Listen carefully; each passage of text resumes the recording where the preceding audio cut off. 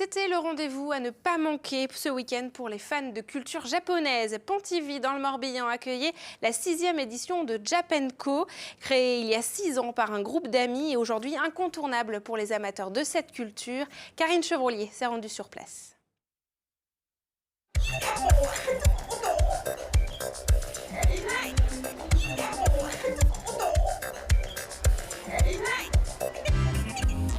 Personnage de dessin animé, de jeux vidéo ou de jeux de rôle, le Japenco c'est avant tout une plongée dans l'univers des mangas, grandeur nature.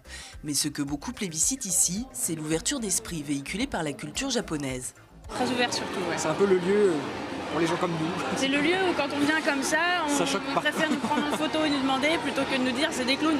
C'est ça. Voilà. C'est vraiment une culture où on peut faire ce qu'on veut, mais avec un respect qui est quand même très important. C'est très ancré. Chacun peut être libre de s'exprimer, de faire ce qu'il a envie. C'est vraiment pour moi un pays de valeurs qui sont vraiment uniques au monde, quoi. Jeux vidéo et ateliers YouTube pour les plus geeks, dégustation de thé, démonstration d'arts martiaux pour les plus traditionnels. La culture japonaise est une passion, un hobby à part entière pour lequel on n'hésite pas à dépenser. Arrivée en France dans les années 90, elle est aujourd'hui très plébiscitée. La France est le deuxième pays lecteur de manga après le Japon.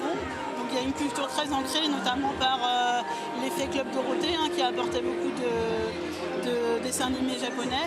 Et du coup, les parents ont commencé, ils ont transmis le virus aux enfants et c'est vraiment intergénérationnel.